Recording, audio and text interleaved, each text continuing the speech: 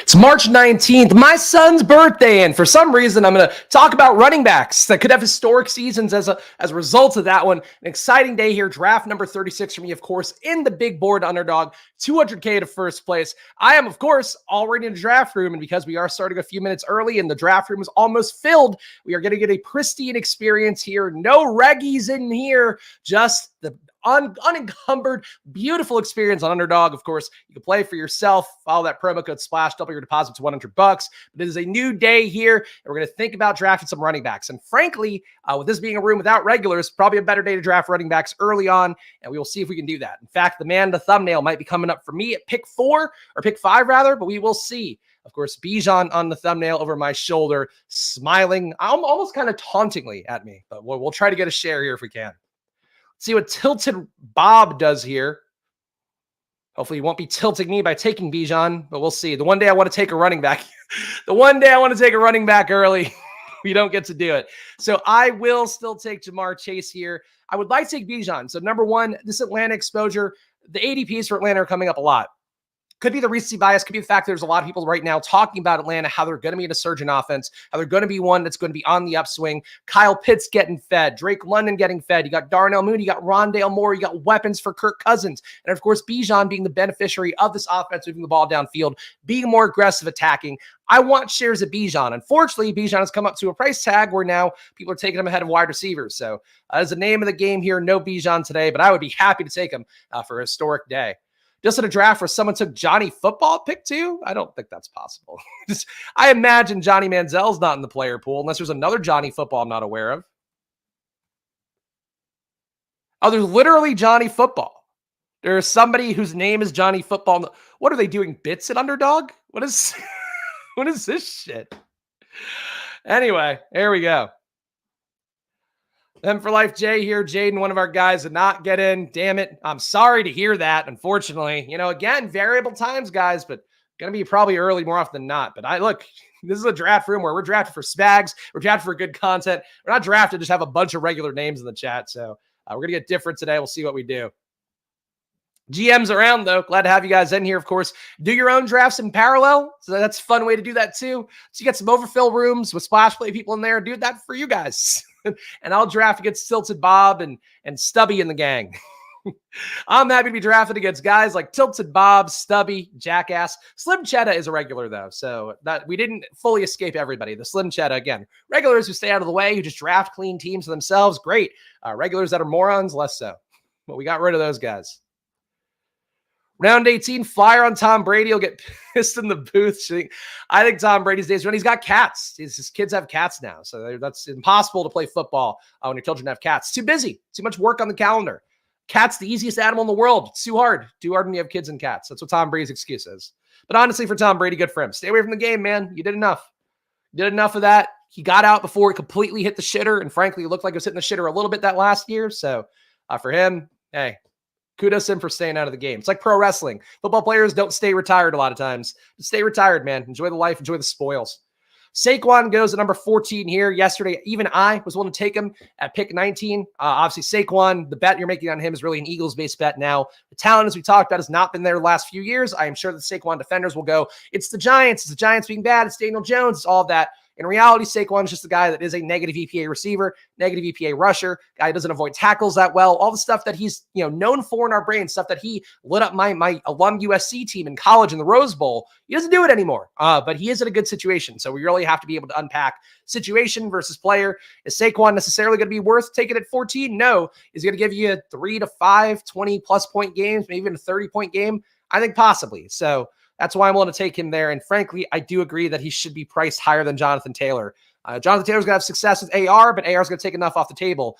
And, Hurts may too, but it does seem like a lot of signals so far, especially with bringing in Kenny Pickett. You go from Marcus Mariota to Kenny Pickett. That is sort of a signal that the offense going to be dependent on the run a little bit less, even though Jalen Hurts probably runs out of improv situations a lot more, or the same amount, rather.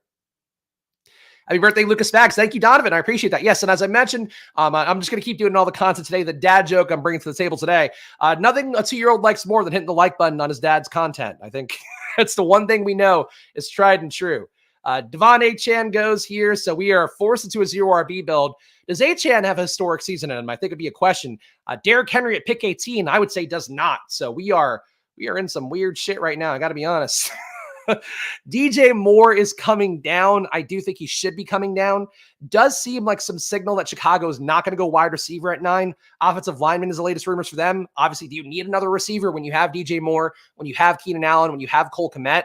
You could use a downfield stretcher maybe, but I don't think that's a lock anymore. So I will take DJ Moore here at pick 20 and just try to get different from all the people that have been taking him at the, at the turn, basically. I imagine a Jamar Chase, DJ Moore combo, more popular now, but definitely didn't exist the first, month and a half of this draft, 2.5 months, 2 months of change. So that's how that goes. Finding I need 5 RBs for round 13. My RB room looks shaky. I guess I still would not want to take them too heavily before round 6. You should be running that, the James Conner pocket, the Tony Pollard pocket, whatever you want to call that. I think that's what I'd be focused on a little bit more, but that's RB comfort is something that has ruined a lot of teams in the past. So I would not necessarily say that you should be too worried about that. That's 0 RB. That's why 0 RB works, is because people historically from playing fantasy football since they were kids, they think that everything's about running backs. And in reality, the league doesn't reflect that. You still want a good running back. You still want guys who are going to exceed their ADP, exceed their value. But ultimately, running backs are less valuable than wide receivers. And we've seen that time and time again, including in the contracts this year. Even though the guys got signed fast, these aren't, groundbreaking deals. Whereas for wide receivers, continue to get paid. The Gabe Davises of the world get paid. Even the Darnell Mooney's get paid. It just shows you where the signal is from the league. So you should be comfortable taking 5 running backs before 13, and they should be coming around 7, 8, 9, 10, 11 primarily. You think Gabe Davis is a great value since he's most likely number 1 wide receiver on the outside. They sub Zay Jones. Also rumors around right now that the Jags could trade pick 19 and Zay Jones for Brandon Ayuk. I don't know that's possible, but that's the rumor that was floating around from Jacksonville beat people, that they don't want to pay the Ayuk contract and that draft capital and Zay Jones, I guess. But that's a trade that's out there. So I would not feel the most comfortable about anything in that Jaguars room necessarily, but Gabe Davis is probably gonna be the same player that he was last year. I don't think it's gonna be a big difference there. Don't think he suddenly becomes an 8 target a game guy, even though that can happen from game to game. 0-0-2-0 here. Rashee Rice coming down a little bit. Olave okay at this range. Mike Evans, Tank Dell, really not a bad pick here. I'm just gonna keep scooping up the value and go Rashee Rice. Do you believe that Rashee Rice is going to keep moving down, especially when we get to a BBM? I imagine Rashee Rice is going more in this 30 to 40 range because Marquise Brown being there is a pretty big inhibitor for Rashee Rice. But overall, really having a downfield weapon that is better than an MVS, better than a Justin Watson, at least on paper, could open things up a little bit more for Rashee Rice, who the reports are the Chiefs want him to be running the exact same route tree as Travis Kelce to give Mahomes more weapons underneath and then hopefully open things up downfield. So for Rashee Rice, the hope here is that he becomes a Amon-Ra St. Brown. I don't know that I have that hope, but he showed enough in year 1 that at pick 29, he's been going in the 20s and sometimes the teens. Want to take Rashee Rice here. Cole Kmet makes as much as Jacobs and Barkley. Yeah, that's true. Again, tight ends. Another thing that's been a premium as well with a couple of years ago was that Dallas Goedert, Travis Kelce Super Bowl this past year. I guess a little bit less of a luminary one, but still, Kittle and Kelce. Still 2 flagship tight ends, 2 guys we consider elite tight ends. So I think that teams, again, wide receivers, tight ends, a little bit more valuable than running backs right now. But that's the whole thing that you got to get comfortable with. All right. Value squad indeed. Yeah, we're scooping it up here, which I'm okay with. What point do you have to draft Diggs? Keeps moving back in the 3rd round. So he does it in every room. Yesterday I saw him go at 22. I think Diggs is great at this range. I'd be happy to take him at 28. If he had been there, I would have taken him over Rashee Rice.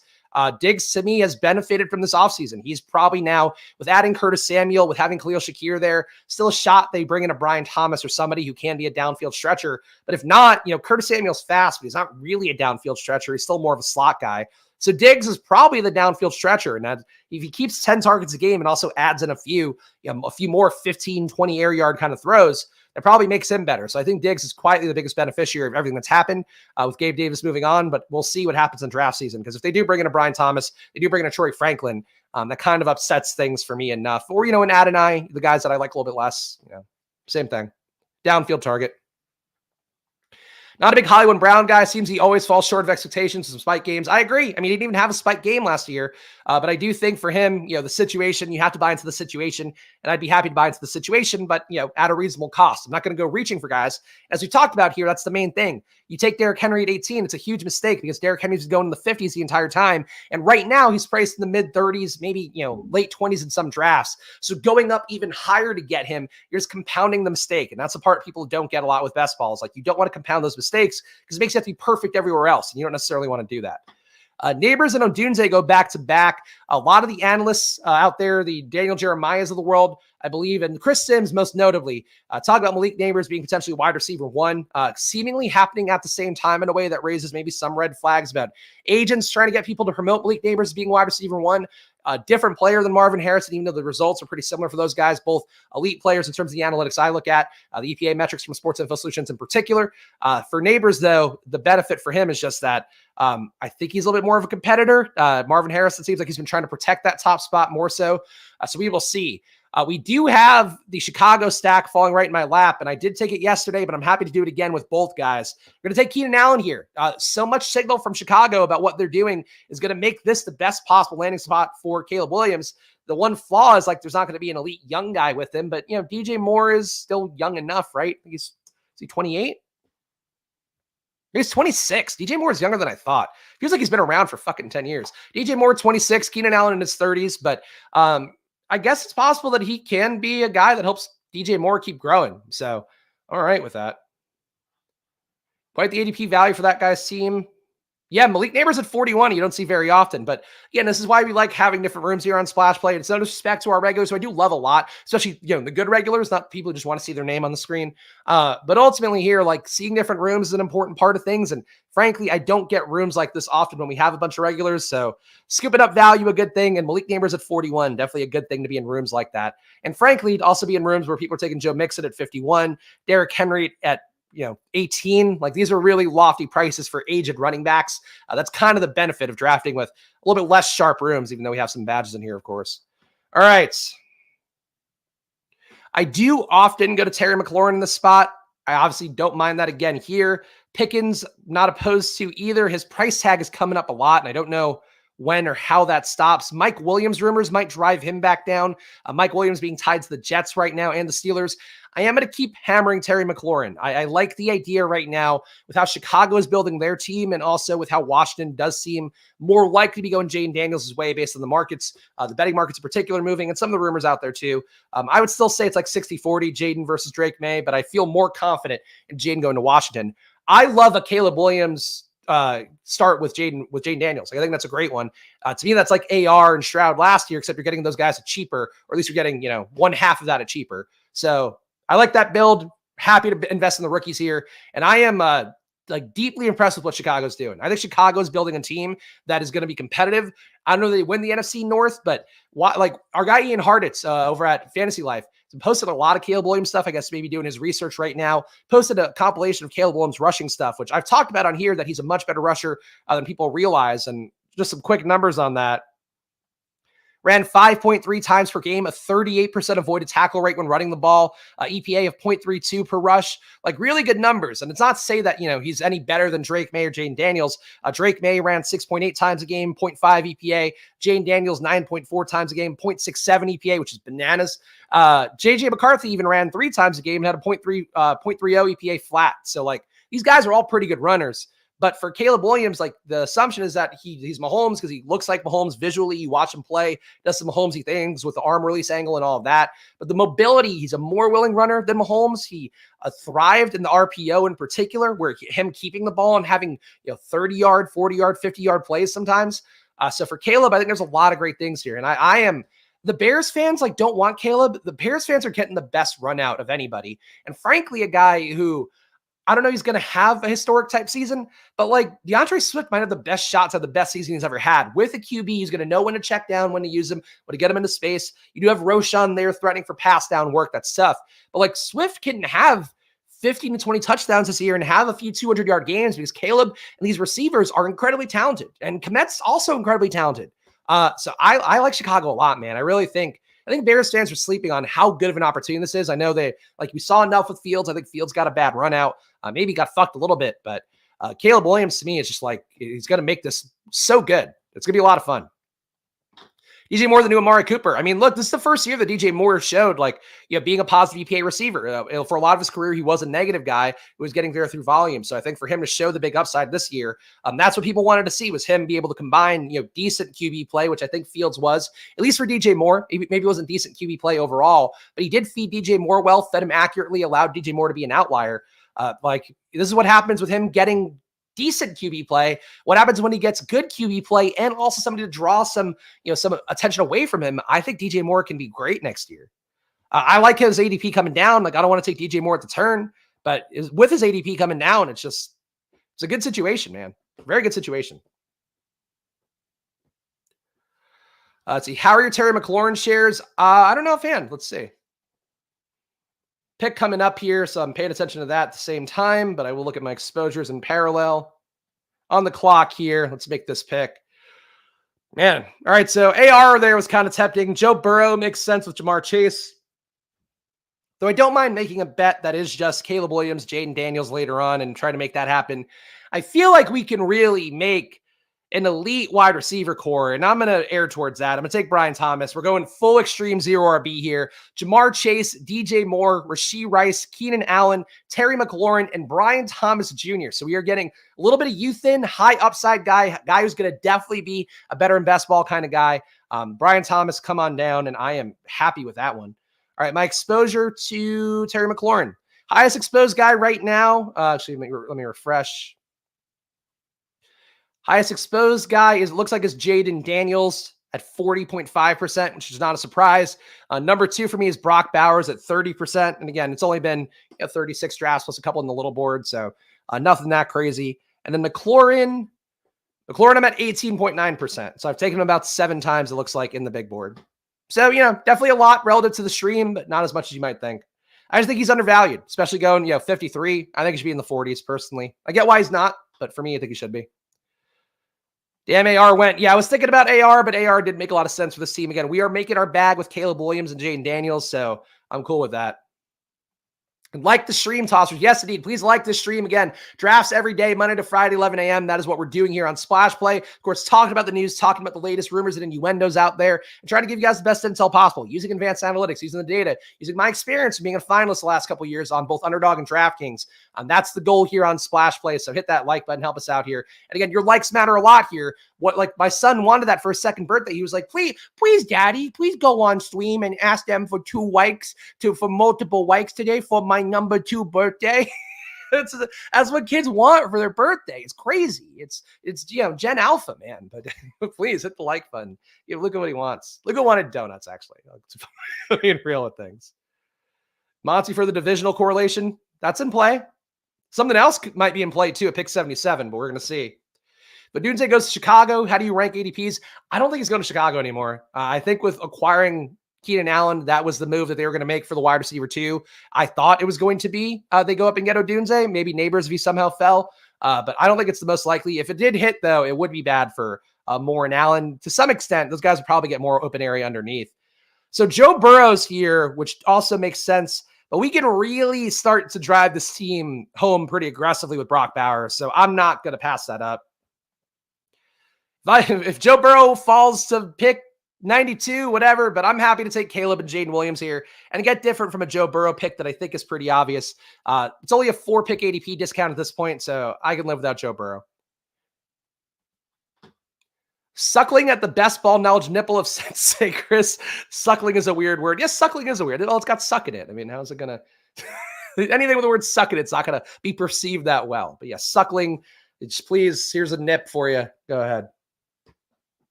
JSN goes pick 78.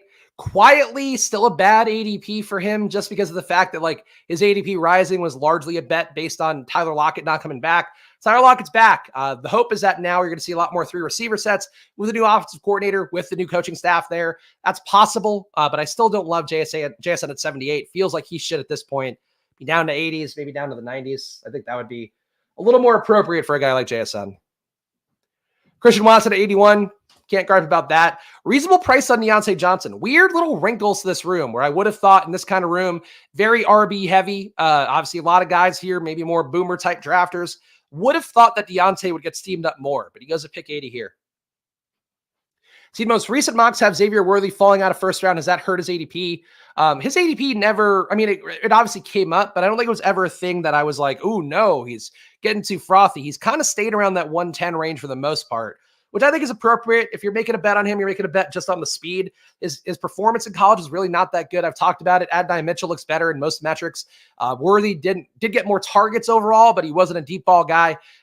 Let's see, Xavier Worthy, 28.5%. 0.5% target per out run rate is pretty good, but only 9.9 to 10 air yards per attempt, only a 0.12 EPA per target. Wasn't great out wide or in the slot. I just don't know where he fits in. And then downfield as well. Downfield, he was only a 0.29 EPA per target. So about 1/5 as good as a Harrison, about 1/7 as good of a Malik Neighbors downfield.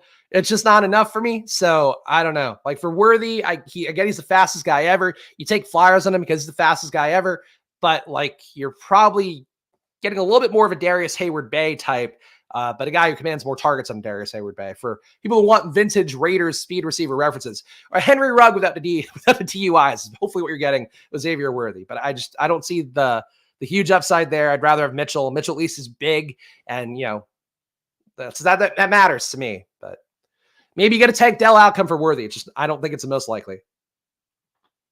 All right, 0061 here, so we can go on a nice little running back run and would have no issue with that. We did see Joe Burrow go to a guy who I assume has T. Higgins. No, he doesn't. He just took it unstacked Joe Burrow. I mean, what are you going to do? Guess it was an ADP discount at that point. All right. I think I'm okay making the bet on Raheem Mostert here. Raheem Mostert, Devon Achane. Achane, expect him to take more of a share, but I think it's closer to a 50-50 share than people will want to see. So Mostert, happy to take him in the 90s still a bet on Miami, who we know is going to be, if not a team that you can trust in the playoffs, a good regular season team who's going to be aggressive, get the ball downfield, open up touchdown opportunities, and also want to run it on those touchdown opportunities. So for Mostert, I think he's a good pick at this range, and I'm happy to do it. You need to go receiver here. Yeah, look, I mean, a seventh receiver, don't tempt me with a good time. That's not it. Tight end 1 and Njoku is still there. I mean, if Njoku is tight end 1, you'd be beating a lot of the field, man, because we're talking about him being 1, 2, 3, 4, 5, 6, 7, 8, 9, tight end 10. So, hey, make your bet then. I'd personally rather make the bet on Brock Bowers. I don't think more target competition and also Deshaun Watson is a good thing for Njoku, but he was good last year. It's just I think he was more good with Flacco in there, using him as a bailout, and also, frankly, hitting him downfield well. Whereas, like, historically, Watson has not targeted tight ends downfield as well. It can always change, but I just don't think that's going to be a thing. And I don't have a lot of confidence in Watson, changing his game for the better, really. Guys, I like this running back range, like Javonte Williams here. I've taken some Eckler. Do think, as I mentioned yesterday, I'd rather flip Robinson and Eckler's ADPs. I think this is a public kind of ADP for Eckler, whereas Robinson, all the signal from Dan Quinn so far is that he's going to be the power back, going to be the goal line back.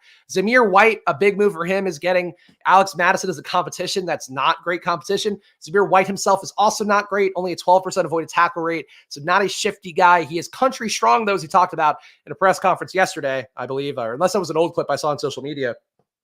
But he basically, in the offseason, he like lifts wood and like moves horses and bales of hay, like legit doing the country boy kind of workouts. So that's the thing you like. That's your guy.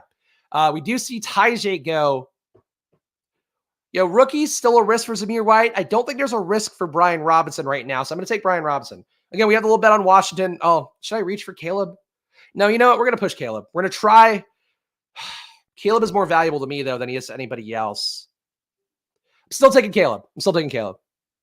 Or punting Caleb, rather. Taking Brian Robinson here is we need a running back. I don't want to blow this wide receiver room, and I think we have a shot to push Caleb around, but I'm risking it.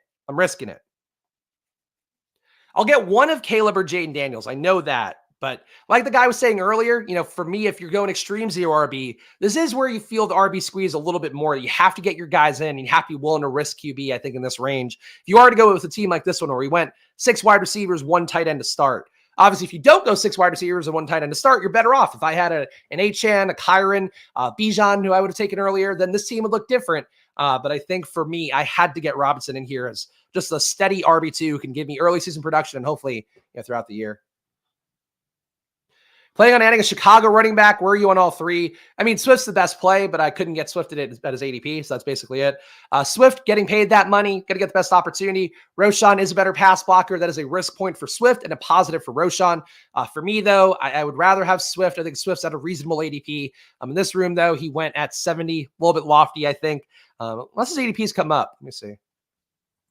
I think is he going to the 80s? Yeah, he's going at 89. This room went batshit. So I would have loved to have Swift on the seam, but he went at 70 when he normally goes at 89 because, again, this room, not the sharpest. And this is the trade-off here. We have sharp rooms that it's a mix of guys and sometimes, some unsharpness. That's what we saw on Friday. Here, this is a not sharp room, and we're getting some discounts, but we're also getting guys not going at logical ADP as a result. So that's a trade-off. But I'd be okay taking Roshan too. It's just, it's like more of an RB5 kind of bet in my mind.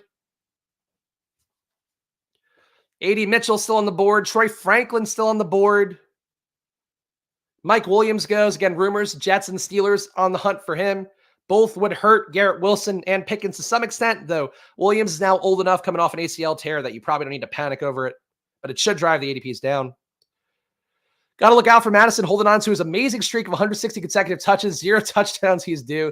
Look, I mean, it is still an ambiguous backfield, but Zamir White, I think, with Antonio Pierce being there, it's a new offensive coordinator, so there's a shot that, Madison can come in and have a great camp, and then they'll be like, oh, shit, Madison's our guy.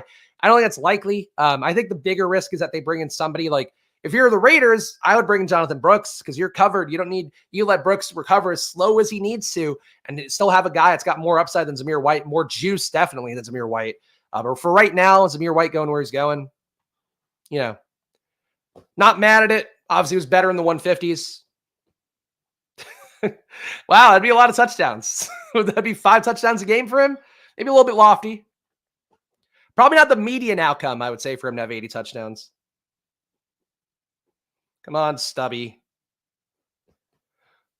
All right, we got our guy. Caleb Williams pushed him back another 7 picks. We'll take it. Team so far, Caleb Williams at QB, Raheem Mostert, Brian Robinson at running back. Running back is thin. We're going to have to salvage that. Jamar Chase, DJ Moore, Rashee Rice, Keenan Allen, Terry McLaurin, Brian Thomas Jr. at wide receiver. Brock Bowers at tight end. I mean, this is probably one of the better wide receiver rooms I've gotten. Getting guys at value, getting guys who were a lot frothier earlier in the process. I like that. That said, running back to me is real narrow, and I probably need another running back on the way back, even though that does risk Jaden Daniels. So that's tough. Zamir is jacked. That is one thing he gives Zamir. The Bay Hails and all that are really tough for sure. Who else was stressing? I was stressing a little. I thought Stubby could take him, but, we always try to err on logical drafting. We're always trying to squeeze the best bits of value we can out of a room. And in a room where nobody had Keenan Allen, nobody had DJ Moore, I think it was worth that push to try to figure it out. But now the question is going to be do I just prioritize running back here? Because a Chuba would make the team better. A Jonathan Brooks would make the team better. Don't think a Blake Corum would. Then I could try to push Jaden Daniels down, or I could just take Jaden now and lock it up, and I'd be okay with that too. I think it's going to depend who's here. If one of Brooks and Chuba is there, Chuba being gone makes this easier. I think we're going to go Jaden next. I like that I can just say too, by the way, because this isn't a room. Again, the Friday room, if you want to watch that and you want to see my pain live and on a video, I can just say the things that I want to take now because we're in a room with people that aren't watching the stream for the most part, I guess, maybe besides Slim Chetta. But, I got to say, I want to say Jaden Daniels next. I'm going to pass up Jonathan Brooks, and I'm not at risk of that blowing up in my face. Feels good. Jaden Daniels, come on down. We got the top 2 rookies, both of whom I am very excited for. And yes, I took them yesterday too, but I want my shares. It's the big board, and I believe in these guys, so that's why. Notice that Caleb's been falling in my draft room since Fields got traded. Seems odd. I don't get it at all, especially with how reactionary people are. But, again, there's a lot of Bears fans that don't think Caleb Williams is going to the Bears, even though there's been every signal possible it's going to be the case. But, who knows? Maybe there's a mystery left afoot, but Fields being gone, it's obviously, what are you holding on to at this point? And as you can see, Fields hasn't been drafted yet. Fields ADP as of today, March 19th, 136 ADP, and he should probably be going in the late 180s. Because you're basically, best case scenarios, probably getting him for half a season. The worst, there's a shot, I guess, that Russell Wilson completely implodes or gets hurt early on and you get Fields for 13 games. But the most likely outcome is him not getting the 51% of snaps to trigger that bonus. And that means playing, week 9, week 10. Caleb fails. He just asks, they need to improve the offensive line. But yeah, I think even with a bad offensive line, Caleb would be pretty good. Caleb under pressure last year, just out of curiosity. Let's see. Under pressure, he was not good under pressure. 31% pressure rate turned that into 8% sacks, both of which on the highest end of all the guys who were top prospects, and a negative 0.7 EPA. I think from, again, this is me being a USC fan, being a USC alum who's watched the team closely since, the early 2000s, date myself even more. For Caleb, he has a little bit of hero ball in him, which I think is, a good thing. But for USC, under pressure plays, he's then moving around too much, making some mistakes. Guys were also maybe not getting as open besides Brendan Rice this past year. And Taj Washington, too, was getting up and down field. But he didn't have the greatest run of wide receivers either. For Caleb, I'm willing to give him some grace, but, it does stand out to me from what I saw visually, and to see that high pressure rate, to see the bad EPA there. Like for comparison, I've talked about Bo Nix. Bo Nix had a positive EPA under pressure, which is crazy, but like he had a 15% pressure rate, which is very low, 0.09 EPA under pressure. Of course, he was throwing a lot of checkdowns, a lot of short throws. So it's easier to get the ball out if you're not doing hero ball like Caleb Williams does.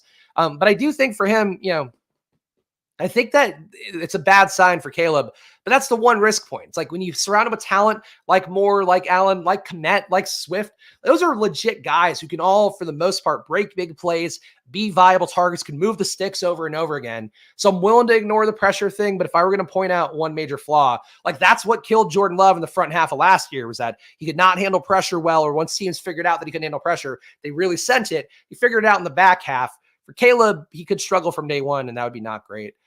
Jackass takes Justin Fields at 138, which I guess speaks for itself.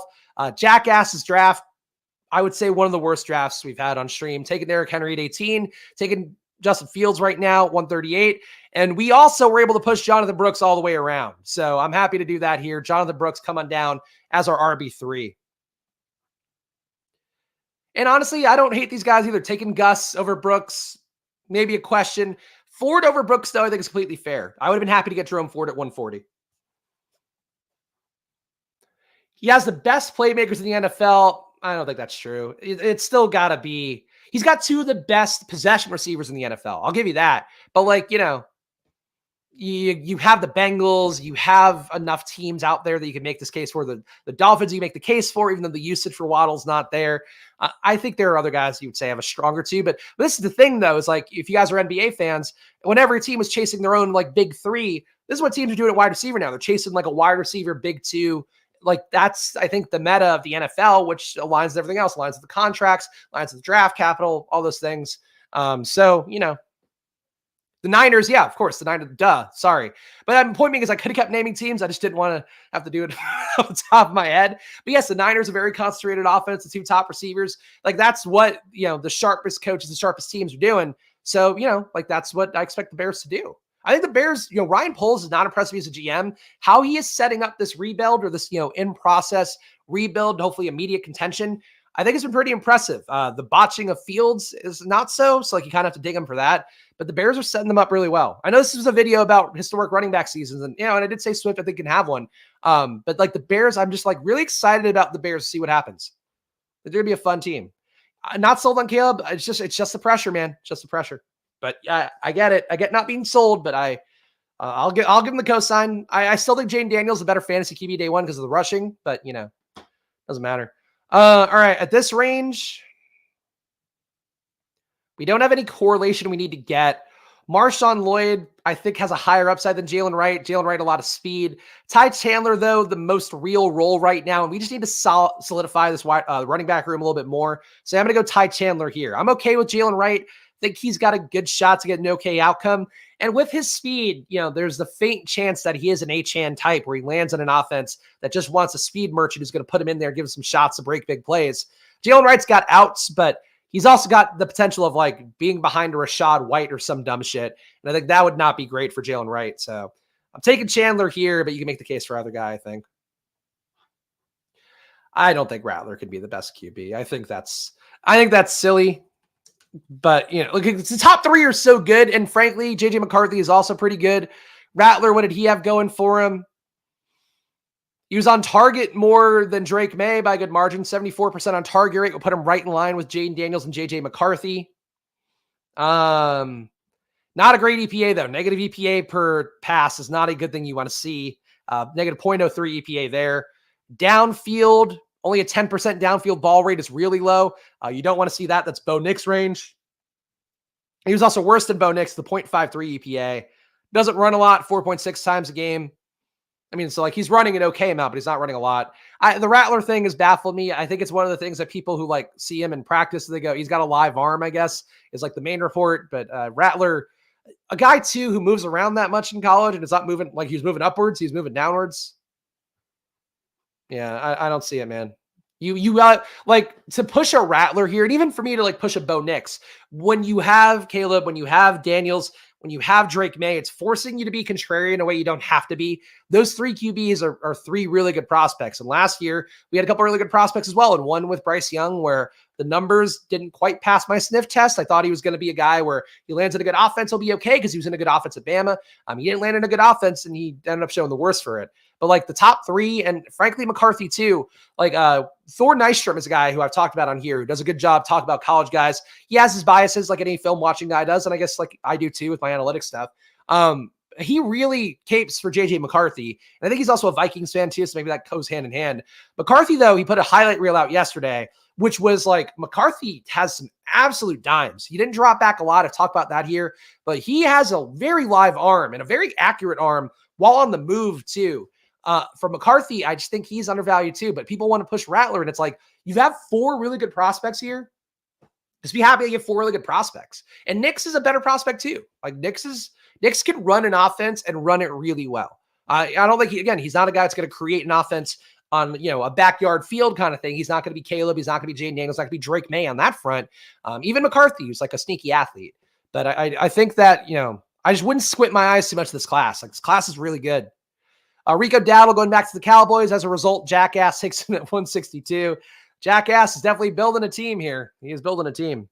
Some guys I like, just the ADP, the lack of ADP awareness, and Derrick Henry at 18. You're never going to dig out of Derrick Henry at 18 for me. And he didn't get Jared Goff with his Lions stack for no reason too, which is not the best. All right, we have a 2-4-6-1 here. Players we like, Leggett and Pearsall. If you are low at wide receiver, good guys to take. I'm happy to take Marshawn Lloyd here. Roshan Johnson goes to pick before me. Would have been an okay pick as well. Marshawn Lloyd, come on down. 5 running backs here. A 2-5-6-1 build so far. Caleb Williams, Jaden Daniels right now. Raheem Mostert, Brian Robinson, Jonathan Brooks, Ty Chandler, Marshawn Lloyd at running back. Wide receiver, Jamar Chase, DJ Moore, Rasheed Rice, Keenan Allen, Terry McLaurin, and Brian Thomas. Really one of my best wide receiver rooms I built in terms of vets plus some rookie upside. And Brock Bowers, who's all rookie upside at tight end. Our guy Neil here. Go click Neil's profile if you can. If you're in the chat right now, subscribe to his channel. Neil on the move up with his weekly interviews. People of note. Got Brick coming up soon on his channel too. But yes, I was talking about Rattler here. People like Rattler. I am not a Rattler fan. There you go. Rattler bias because him being on shows in high school. There you go. Just, trying to breed that bias out. And again, just like I really think that for most people this year, like I said it last year, guys, I think I gave you the QB medal last year. Like AR got hurt, but like fall in love with Richardson, fall in love with Stroud was really the things that I extrapolated a lot about here on the show. This year, I'm telling you guys, just like will yourself to fall in love with the top 4, to fall in love with Caleb Williams, with Drake May, with Jaden Daniels, with JJ McCarthy. I would say not in that order. I'd put Daniels too, but fall in love with these guys because they're good. Don't try to force Rattler. Even Nix, like, just, man, it's a good class. It's a good class. The film goblins. I do like 888 here calling them film goblins. Yeah, McCarthy's got great tape, and he's got great analytics too. He just didn't drop back enough. Sample size is not good enough. All right, 2-5-6-1 here. We can continue to make a bet on Chicago. It's a narrow bet, though. Still feel like Herbert is a cut candidate, but he's a good rusher. Mayer, though, would make this team pretty solid, too. Thing is, like, can we get anything else at running back if we punt it further? I'm going to take Mayer here for the discount and see if maybe I can get Herbert back.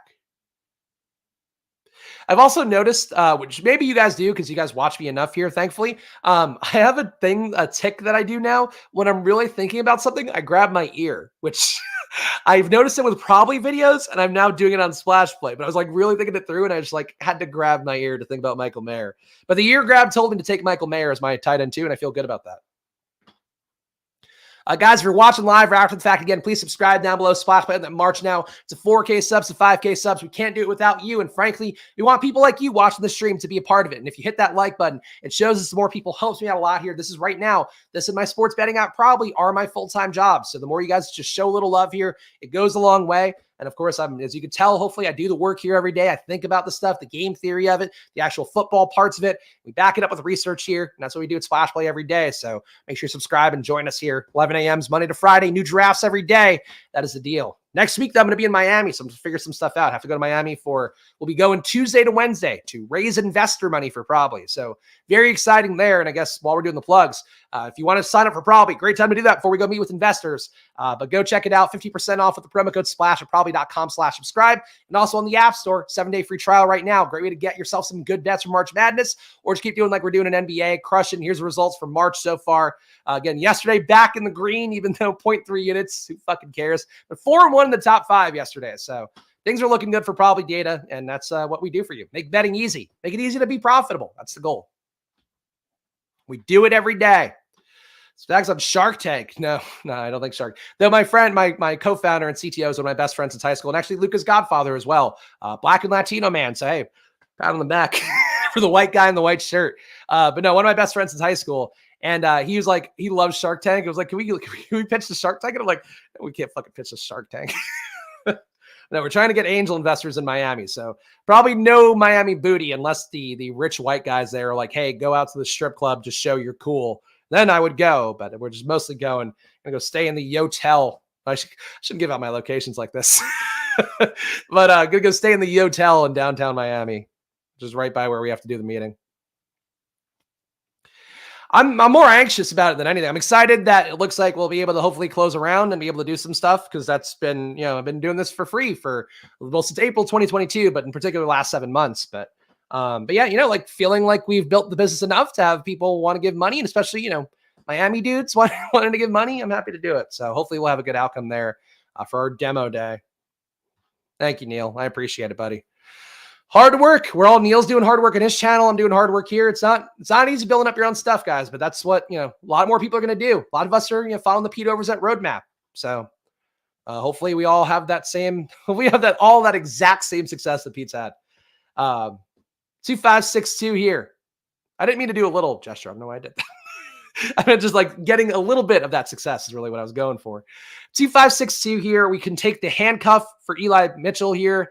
Could go Audric Estime, who I still, too slow, but can land an outcome where he is a power back, punch it in some TDs. And I think that's what we're going to do. We're going to do Audric Estime here. I'm okay with Jalen Polk. I'm okay with Tez Walker. Both guys proved it well with their RAS performances at the combine. So they're athletes. They're guys who are decent enough analytically. Tez Walker, more of an air yards merchant because Drake May throws deep at the highest rate in college football, or at least out of the guys who are in the draft class. But I think overall, out of all of college football, besides Penix maybe. So that's it. Polk's okay, but we're not taking him. Dear me, how will I ever get the success that Pete has? I got to rethink it all. I mean, for a content creator, what Pete has is like the goal. For Tyler, who's like a NASA guy, not to, give it away, but your avatar's NASA, so I think it's fine. Like for you, perhaps not a different level of success, but for any of us, like for me, at Football Outsiders, I'll be real with you guys. I'm always real here. I was making 150K plus the stock or whatever at Football Outsiders. I don't think I'm going to make that here. Like if we raise money for Probably, I'll make 70K a year or something. And like, that'll be enough to pay daycare and whatever. But just being able to do that for yourself, I think is the goal of most people in the space. So it's all relative. But for Pete, like Pete's in the 6s, I think. Oh, no, I figured you were. We're just filling time. We're just talking here. There are a lot of people who want to be creators, so you got to know the business. You got to know, like for a channel like me, I said it the other day, I said 1,000, I rounded down. Like I make like 1,500 from Stochastic affiliate stuff, and I make like 500 from YouTube channel stuff. So like that's not enough money to live off of. It's obviously better than nothing.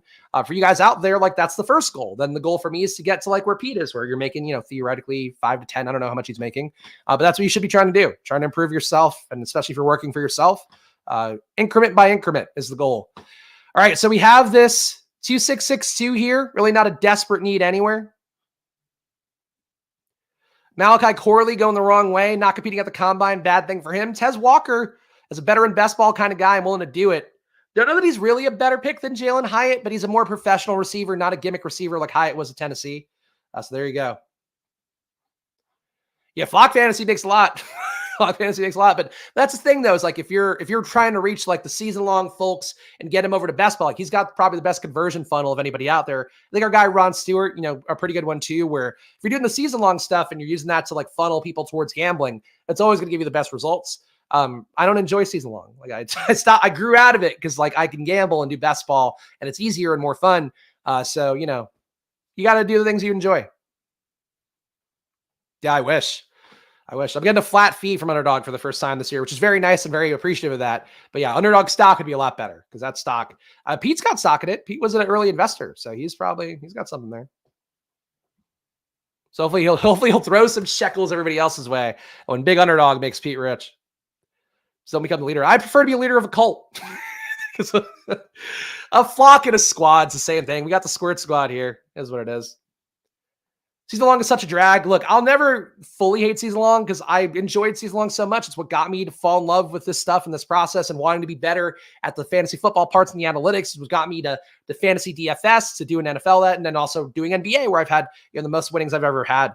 Like, so for me, it's all part of the process that got you there. It's also what started the love, fanned the flame and all of that. And even in high school, I was playing fantasy baseball. I was playing fantasy basketball too. So all those go hand in hand, but always love season long. I feel like season long is like that first love for you, that girl in high school that you couldn't get over. And now if you think back on it, it's like, oh yeah, like she's a fucking disaster. And that was a bad situation. And I think for season long, that's kind of how I feel about it. It's just, it's like a child's game. Like best ball is a grown man's game. Best ball, we have cigars here. We have our little snifters of whiskey, and we have a gentleman's game for the most part.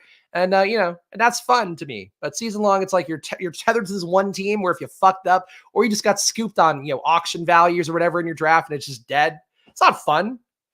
I don't know. I'm only going to continue growing, or it's only going to continue growing. Gambling is so much more socially and legally accepted than it was even 2 years ago.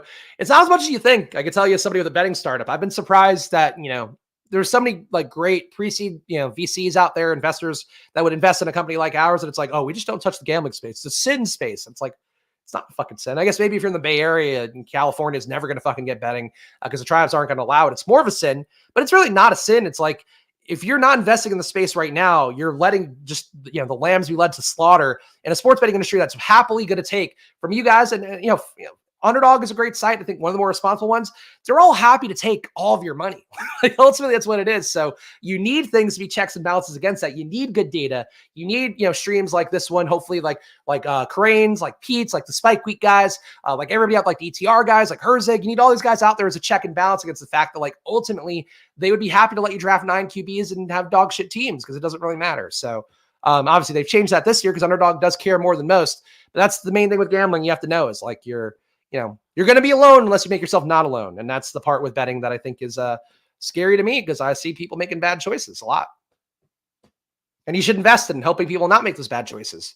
Because no matter what, like Americans last year lost $12 billion in sports betting. They're going to lose more this year no matter what. Even if probably we're like the biggest success and like Odds Shopper and Odds Jam are all killing it, people would still lose $20 billion next year no matter what. So, you got to have something to keep that under control and help people fuck up less, hopefully. Don't think we need another QB here. Could use another tight end. Again, we got, I am a Zach Ertz guy. I'm not going to forget Zach Ertz coming out of nowhere. Nobody drafting him last year, being good again. Zach Ertz, to me, getting a big upgrade here, being a part of this Washington offense that for right now has not replaced Curtis Samuel, has not replaced Logan Thomas. So Zach Ertz is going to kind of rise upwards, or McLaurin and Dotson are going to be beasts. Both are possible, but I still like Ertz at this point. Full disclosure, Flock was one of the first channels I started watching when I started going down the deep gen hole. Great. So then he's probably your intro to channels like this one. Which is the funny thing. Like he's the intro from season long to best ball. Then you get to, you get through the novice best ball, which I would say he does a good job with, for that audience, kind of catering to their interests. And hopefully you go to the sharper channels like this one and some others. And then hopefully that leads to you having the success that then you make your own channel and fucking do it. I don't know. But yeah, that's it's good to hear, I guess.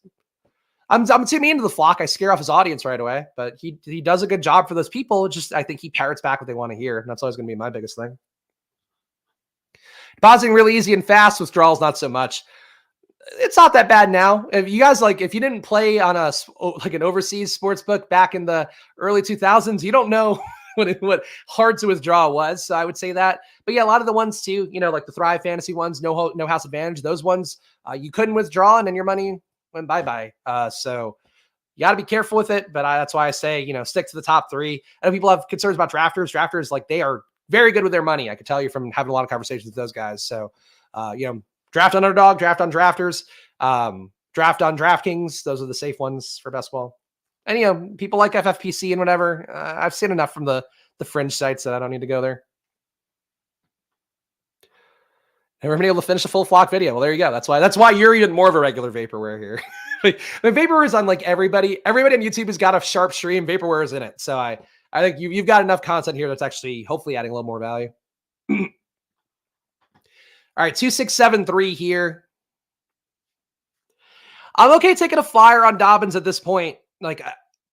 He would have to overcome historical injury precedent to have a good career from here forward. But there is just the shot that he goes to a Dallas, that he goes, I don't know. Vegas is getting dry with Madison going there. It's got to be a draft pick at this point, I would think. But he can go somewhere and be useful. So I'm willing to take a flyer on Dobbins. Dobbins can go to the Cardinals, maybe. I don't know. There's ways that Dobbins can land a good outcome. And I do think a sharp team will take a shot at him. It's just his price tag probably has to come down because last year he wanted Saquon money. Then he got hurt. So I think he might have to reset the brain a little bit. Let's see. DK and Underdog withdrawals have always been sub 5 minutes. Don't use PayPal for that stuff, though. With tax rules moving around, you can get double tax. So it's something that I know I've seen a couple of people tweet around about out there, but I actually did look that up myself just to make sure. And yeah, just make sure you're not withdrawing from PayPal for anything, because PayPal will send you then what is it? Not a 1099. It's like a K something, but it'll send you a form sometimes, and then you basically get up double taxed. So you don't want to do that. You don't want to get a 1099 from DraftKings and then also get one from PayPal. Get a check or get a wire.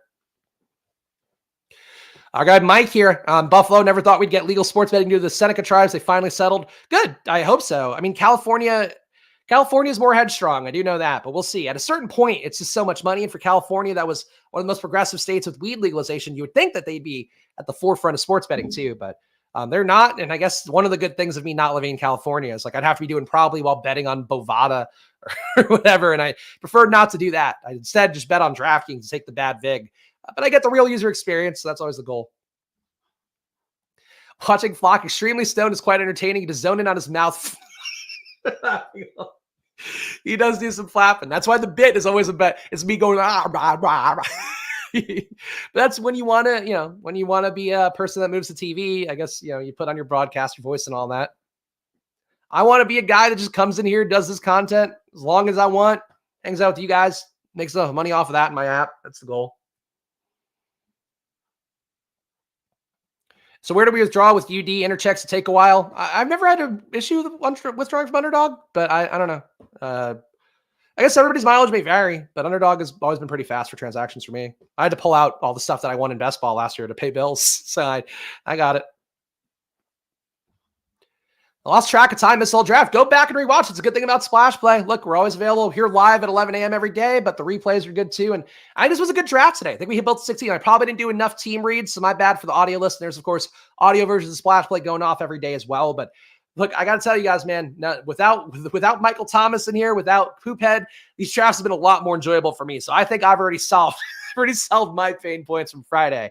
But coming back tomorrow for another draft, and we'll see what time it is. Sammy's the king of the rewatch. Sammy's the king of a lot of things, but king of the rewatch as well. Excited to hear. Yes, you're getting a good draft here. And then look, we talked positively about at least one Georgia guy, and I took Brock Bowers. So Adam, there are things specifically for you, my friend, if I can make the sales pitch to you. One pick coming up here. What are we going to do with this last pick? We got a 2773 QB, nothing too exciting. Could take Bo Nix. What does that really do for a team with Caleb Williams and Jaden Daniels? Not much, I don't think. A.T. Perry, get an EPA outlier. Going to get a better situation in New Orleans, though Cedric Wilson being there, I don't get like why. I think Perry's better than Wilson, but it's just another body. It's going to fuck things up. So that changes the outlay a little bit. Yoshivas wouldn't be crazy here. I have a little bit on Jamar Chase. Come on, Stubby. All right. Stubby takes KJ Osborne, the new Patriot. Probably a move we haven't talked about a lot. I would guess that signing is because he's a really good run blocker. If I had to guess, so probably portends a little bit of opportunity there for Gibson and for Ramondre Stevenson. Could honestly go an 8th running back. I feel like wide receiver is pretty good for me. I am going to go an 8th running back, and I'm going to go Justice Hill. Abani Kanda would be okay as a pure handcuff. I don't know that a 7th wide receiver does a lot for me when I have this, high capital bet on Chase, Moore, Rashee Rice, Allen, McLaurin, Brian Thomas, and then Tez Walker late. I just don't. Part of the thing with going extreme zero RBs, you have to be comfortable with less wide receivers. So I'm going to be comfortable with 7 here in a 20-round draft. So my final team here, a 2-8-7-3.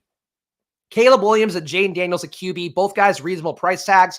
Very happy to get them. At running back, Raheem Mostert, Brian Robinson, Jonathan Brooks, Ty Chandler, Marshawn Lloyd, Audric Estime, J.K. Dobbins, and Justice Hill. So if you don't draft running back early, make it up with volume. We made it up very much so with volume. Wide receiver, I just mentioned it, but Jamar Chase, DJ Moore, Rashee Rice, Keenan Allen, Terry McLaurin, Brian Thomas, and Tez Walker. And then here we go. Our guy Adam says that wide receiver room is spicy. I agree. Tight end, Brock Bowers, Michael Mayer, Zach Ertz. I think a beautiful team built here today. So I'm happy with the results of this one. Of course, I'll be back on the grind tomorrow, guys. So again, use that promo code SPLASH, double your deposit up to $100 here.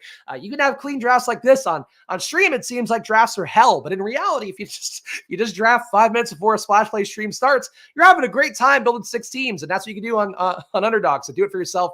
Promo code SPLASH on there. Of course, make sure to subscribe here, guys. Again, we're doing shows every day, Monday to Friday, 11 a.m. I do the best I can to explain everything I'm seeing. If you want to fade the takes, go ahead. I'll tell you what I see. If you push back on it, I'll look up data. If you're right, I'll tell you about it. Adam, our guy in the chat, can attest.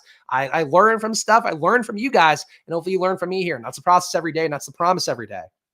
Stochastic, promo code SPLASH on there, saves you 15%. NBA going off every day. Did the $4 yesterday. Unfortunately, I was too busy being a dad and missed swapping off of O'Shea Brissett, which fucked me so bad because I had really good teams. O'Shea Brissett putting up 3.5 points for the it was awful, but still, Stochastic's tools allow you to make those swaps faster if you're paying attention like I was not. So go to Stochastic, promo code SPLASH on there, save 15% on any package as well. And of course, probably my baby here. If you want to support Splash Play, the best way to do that is to join button down below, hit the like button, subscribe, all that. If you want to support Splash Play, supporting Probably does that too, because money for Probably helps go to Splash Play. I do both. They're both my things, and they're both things I care about a lot. So check it out for yourself, 50% off. Getting good for March Madness, and get promo code SPLASH on there, 50% off your first month or your first year. And thank you to all these fine folks who have put the show on. I think our guy, somebody else joined yesterday. I'm forgetting now, but do want to give the shout out to, hold on, let me just check the channel real fast.